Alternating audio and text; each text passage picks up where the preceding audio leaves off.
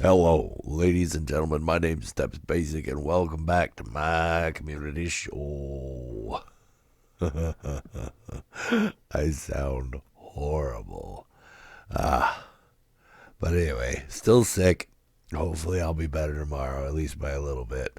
Because, well, I got things I gotta do now, and I can't just be loafing around being sick. But anyway, let's talk first announcements. I have ordered a new capture card. It should be in by the end of the week, hopefully. So that means I'll be able to get back to God of War. And for Christ's sake, I'd like to get back to Warframe. I know it's weird, but I don't play it unless I'm making videos for it. I mean, I do sometimes, but not as much as I should. And especially with new content. Also, my Minecraft stuff is still lagging behind. I need to finish up with that. But other than that, I'm chugging through Portal 2 pretty quickly, and Thimbleweed Park, I think that's moving at a decent pace. I feel like I'm worried about stagnating, because adventure games can be like that sometimes. And I love the game, but it's an adventure game through and through, and meaning that if I don't know where I'm supposed to go with something, then I might get stuck. Apart from that, part of me said, don't make a video today. Don't make anything, because you're not feeling good. Especially with the topic I wanted to talk about today, which is kind of an important-ish topic, you know what I mean? I wanted to talk about like buttons. And, imaginary internet points. I know I've addressed this before. I did a video a bit back in the day regarding likes and dislikes on videos and whatnot, and how the only issue I have with dislikes are when people don't tell me what it is they dislike.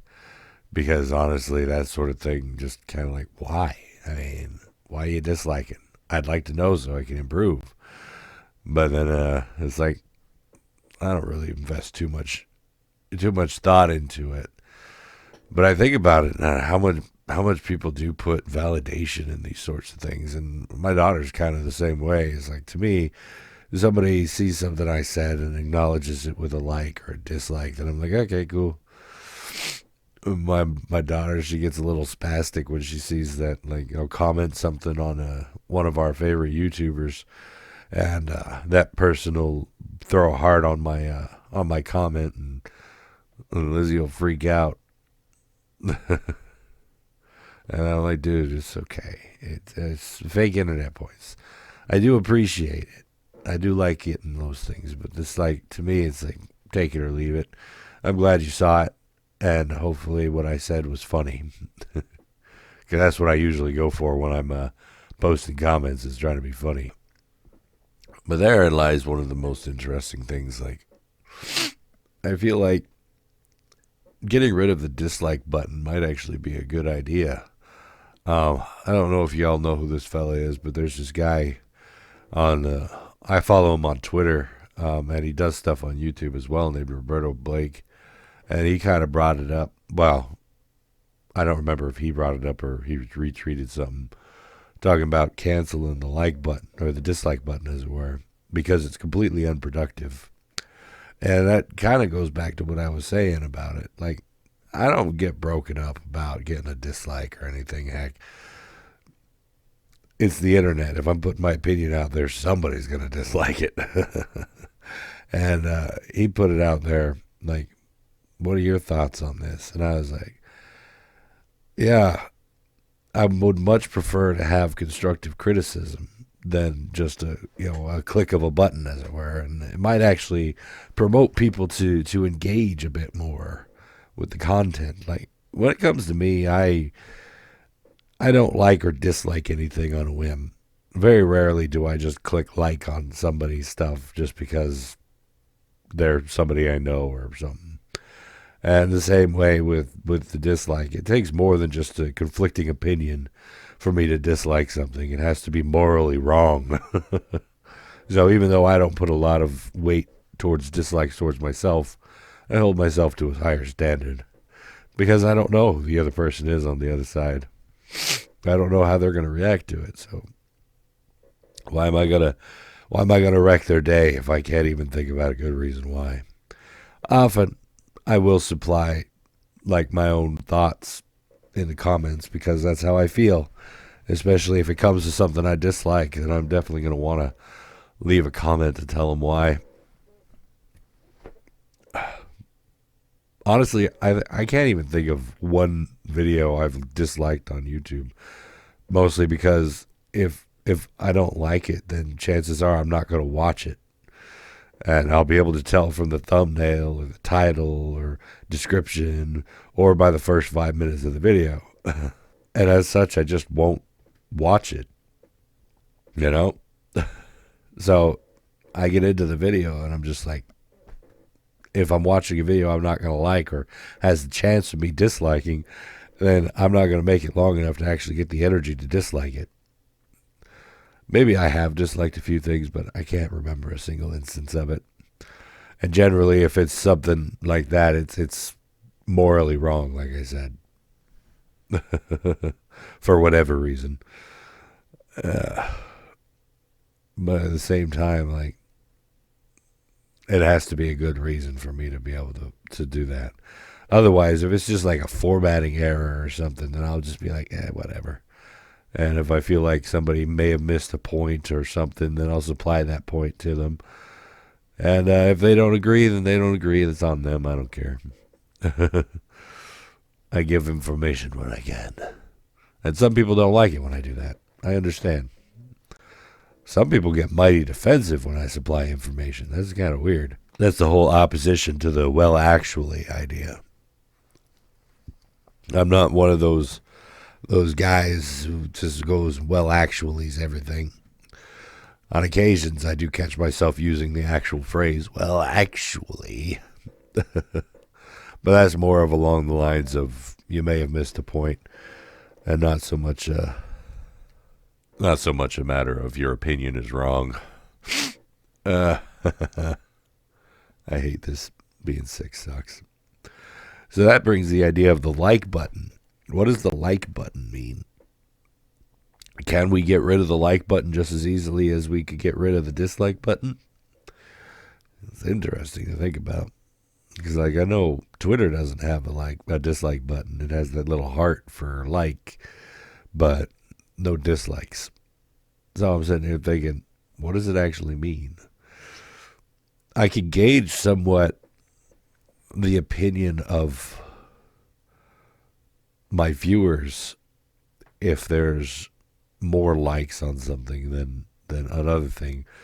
Like check the balance between likes and views. Like if I get more views and less likes on a certain video than another video, then I know, okay, people aren't really digging this. And I can change it up a bit. But at the same time, I do walkthrough videos. So a majority of my videos are linear, and I can't just interrupt it unless I'm really upset about it. I bailed on one series and haven't gone back to a couple of my series yet. I do intend to return to Bloodborne eventually, but like I bailed on Mass Effect Andromeda because the game itself was just but I talked about that in my last video. And as such, it's like I could use it as a measuring metric. It does raise another interesting question though. Like, should these things be visible to everybody else? Now, I'm not going to disable my likes or my comments or my dislikes or anything because, like I said, I want comments. I want to hear from y'all. And likes and dislikes, I don't care if the world at large sees how I'm doing on it. My opinion hasn't really changed too awful much from back when I made the original video. But I have kind of had to temper it with the idea of, while I don't generally care about what people think of me, I do have to remember I'm in the entertainment industry. and the content I'm putting out kind of has to be liked by other people. I'm hoping I'm going to be better soon because this is painful. I still got a lot of work I got to do this weekend, but it's going to be good. It's going to be awesome. I have so many plans that I have to try to put into action, and I really didn't want to do this while I was sick. This is the best way to welcome in the New Year's, isn't it? I guess I don't really so much have much more to talk about on this subject. I guess you could start looking at the idea of subscriptions as well. It's like, I'll tell you, when it comes to subscriptions, I'd rather have 30 subscribers and 30 views than 300 subscribers and 3 views on all my stuff. You know, that's kind of my take on it. I'd rather I'd rather have subscribers who are going to watch all of my stuff rather than just a high number of subscribers, because to me it kind of misses the point of being a subscriber if you're not watching. But at the same time, that number of subscribers means that that person watched at least one of my videos and said, this is good enough. I like it. And he clicked it. And I'm like, oh, that's cool. But at the same time, is another question of, should these be visible to the public or just visible to me? Like, should I know how many subscribers I have, but not the average Jane or Joe who comes to my channel? Because I feel like a lot of people do kind of use those metrics to think themselves superior to other people. Like, oh, I have 1,000 subscribers. I'm better than that guy over there with only 300. And then other people are like, I have 10,000 subscribers. I'm better than both of you. And then you go, oh, I got 1 million. Nobody can beat me. Then, of course, you got the upper echelon. Everybody making a big deal out of everything. And I'm like, cool. Of course, it does raise the question of how many of those people are actually real and active people. So like I said, I'd prefer to have 30 subscribers and 30 views than have 300 subscribers and 3 views. But at the same time, take what you can get, and I'm happy with what I got. And I love you guys. You guys are awesome. Keep on watching. Keep on enjoying the content. Apart from that, my New Year's resolution this year was to really try to break out of my comfort zone. Stop trying to just be lazy and actually go into doing all the things I want to do. What kind of resolutions y'all got? I'd like to hear about that. But apart from all that, that's it for today. My eye hurts. Just talking made my eye hurt.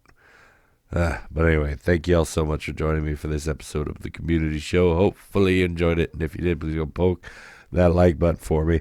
Oh, maybe I can talk about that. That was actually funny enough. One of the things that people talk about when it comes to opening up your videos is they're like, immediately open with asking for call to action. Hey, like and subscribe to my videos. And I'm like, no. That's kind of one thing that I hate. You know, if I open up a video and the first thing out of their mouth is, hey, like my video, subscribe to my channel. I'm like, no, I haven't seen you do anything yet. I don't even know if you're funny yet. I don't know if you're entertaining. And so it's like, looking at some of these channels that open up like that, I'm like, how much depth do you actually have as an entertainer? And I kind of understand putting it somewhere in your video.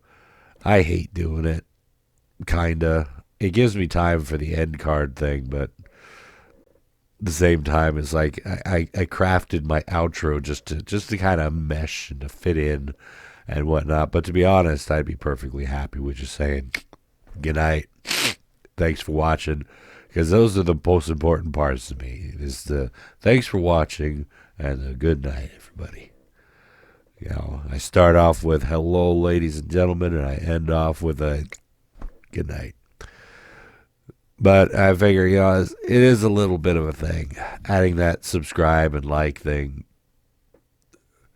Subscribe, I can understand. Like thing, if you enjoyed this video, please poke the like button for me. But that literally is just a, hey, if you enjoyed it, poke it. Not if you didn't enjoy it. Or if you didn't like it. Because, I'm not trying to force anybody to like or subscribe. Watch. That's what's important to me. Watch and enjoy. But anyway, now for reals. That's it for me. Thank y'all so much for joining me for tonight's episode. Hopefully you enjoyed it. And if you did, please go poke that like button for me. If you'd like to see more from me, make sure to hit that subscribe button. And of course, as always, you're more than welcome to comment down in the comment section down below. And I'll get back to you as soon as I can, when I can, if I can. You know all that jazz. And tune in next time, when hopefully I won't be as sick. But anyway, until then, good night.